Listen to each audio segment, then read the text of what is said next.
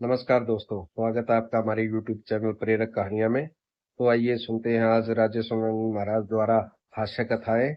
उम्मीद है आपको बहुत पसंद आएंगी। तो आइए सुनते हैं रोचक कहानियां, प्रेरणादायक कहानियां राजेश्वरानंद जी महाराज से। आइए सुनते हैं। एक बड़ा एक छोटा,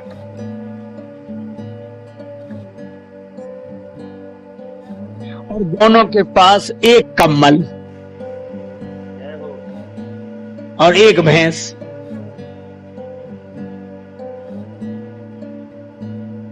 बंटवारा हुआ तो छोटा भाई बोला, भैया आप जैसा बंटवारा करो वैसे ही ठीक है। ये बंद कर दो थोड़ी। तो बंटवारा मालूम क्या हुआ?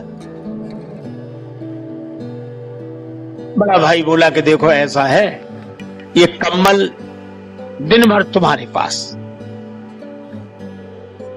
रात को हमें दे दिया करो। क्या निर्णय किया है? दिन भर तुम्हारे पास, रात को हमें। और ये जो भैंस है इसमें भी बंटवारा कर लो। आगे का हिस्सा तुम्हारा, पीछे का हमारा। अब बोलो कैसा निर्णय किया, निपटारा किया, बंटवारा। सो बेचारा एक भाई दिन भर तो कंबल रखे रहे अपने पास, दिन में जरूरत नहीं ओढ़ने की, और जैसे ही शाम होने लगे सो वो कहे हमारा कंबल हमें दे दो। सो रात भर कंबल ओढ़ के आराम से सोए, और सवेरा भैया ले जाओ अपना कंबल, दिन भर तुम रखो। और भैंस का आगे का हिस्सा छोटे भाई को दे दिया, सो बेचारा खिलाए पिलाए वो, और पीछे का हिस्सा उसका जो है। बेचारा परेशान हो गया कि भाई तो प्राण लिए है, ऐसा निर्णय किया, ऐसा बंटवारा किया। एक महात्मा थे, बोले तुम घबराओ मत। महात्मा ने उनके कान में एक मंत्र गुनगुना दिया, बोले इसी का प्रयोग करना,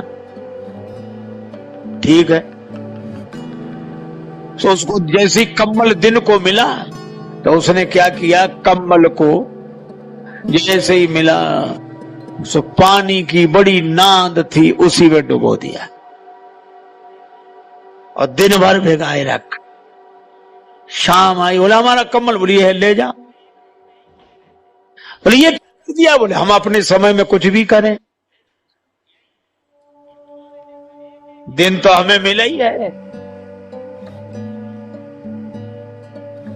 बेचारा रात भर कंबल नहीं ओढ़ पाया, और सवेरे वो दूध दूहने बैठा, और वो छोटे भाई ने क्या किया, लिया डंडा। सो आगे डंडा दिखाया भैंस को। सो भैंस सीधी खड़ी, नहीं इधर करे उधर करे उधर करे। तो वो कहेगी, बोले आप तो अपने हिस्से में करो जो करना है, हम अपने हिस्से में कर रहे हैं।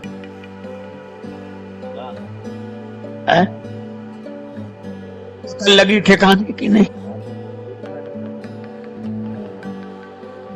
एक बार एक महात्मा जी ने अपने 3 चेलों को उपदेश दिया कि बेटा कुछ परोपकार का काम किया करो। तीनों बोले जरूर करेंगे गुरुजी। लेकिन क्या होता परोपकार? बोले भूखे को भोजन, प्यासे को पानी, गरीब की सहायता, दीन दुखी की सहायता, यही सब परोपकार होता है। तीनों बोले करेंगे। एक काम जरूर किया करो। हाँ गुरुजी जरूर। दूसरे दिन शाम को लौटे, कुछ परोपकार का काम किया। हमारा किया क्या?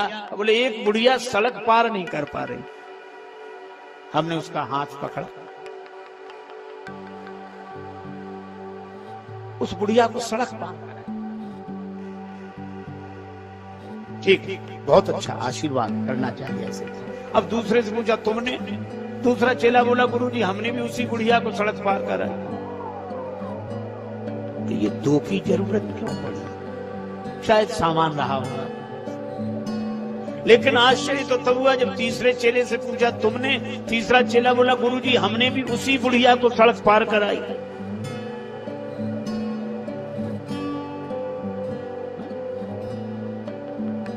अब गुरुजी के आश्चर्य का ठिकाना नहीं रहा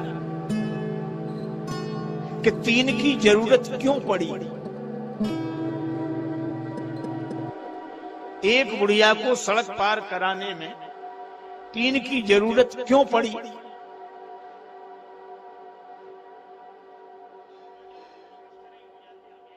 तीन की जरूरत क्यों पड़ी।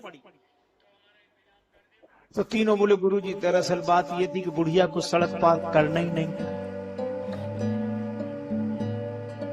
तो तुमने सड़क पार क्यों कराई। बोले हमें परोपकार करना था। तो हमने बुढ़िया से कहा चल तुझे सड़क पार कराएं। वो बोली हमें नहीं जाना। बोले तुझे नहीं जाना पर हमें तो परोपकार करना है। तो उसने जिद की तो दोनों हाथ पकड़ लिए और खींच कर ले जाओ। तो वो गालियां देने लगी तो तीसरे ने हाथ पकड़ा। तीनों ने मिलकर परोपकार कर दिया। गुरुजी बोले मूर्खो वो गाली देती रही तो भी तुम्हें समझ में नहीं आया। बोले गुरुजी आप ही तो कहते थे कि अच्छे काम में गाली भी मिले तो परवाह नहीं करना चाहिए, कर देना चाहिए। अब बोलो ये परोपकार है, ये परिण है। बहुत बार तुम धर्म के नाम पर धर्म करते रहते और धर्म के नाम पर हम जो धर्म करते हैं उसका धर्म से कोई संबंध नहीं होता और हम अपने को धर्मात्मा मानते रहते हैं। तो ये कहानियां सुनी हमने स्वामी राजेश्वरानंद जी महाराज से। बहुत ही हास्यजनक कविताएं थी, कहानियां थी। राजेश्वरानंद जी की यही खूबी है कि वो ज्ञान की बातें भी बड़े सहज ढंग से हमें बताते हैं और यही उनकी खूबी है। वो बड़े से बड़ा संदेश भी बहुत ही सहजता से हमें देते हैं। उन्होंने पहले कहानी 2 भाइयों के बंटवारे की सुनाई कि किस तरह से एक भाई ने अपने लालच में दूसरे भाई का हक खाना चाहा, लेकिन एक महात्मा द्वारा उसको ज्ञान दिए जाने पर उसने अपने भाई को ही सबक सिखा दिया। दूसरी कहानी में एक संत के चेलों के बारे में बताया कि किस तरह से परोपकार करने गए चेलों ने एक महिला को उठाकर सड़क पार कराई। इसमें स्वामी जी ये बताना चाह रहे थे कि परोपकार जरूरतमंद के लिए करना है, ये नहीं कि किसी के लिए भी जाओ और परोपकार करने में लग जाओ, यह गलत बात है। उन्होंने कहा कि हम धर्म के लिए भी धर्म करते रहते हैं, ये बहुत बड़ी बात है कि बिना सोचे समझे हम कुछ भी करने लग जाते हैं, ऐसा नहीं। उम्मीद करता हूँ आपको कहानी पसंद आई होगी। अगर पसंद आई है तो लाइक, कमेंट और शेयर करें। चैनल को सब्सक्राइब करें ताकि इस तरह की प्रेरणादायक और हास्य कथाएं हम आपके लिए लेकर आते रहें। धन्यवाद।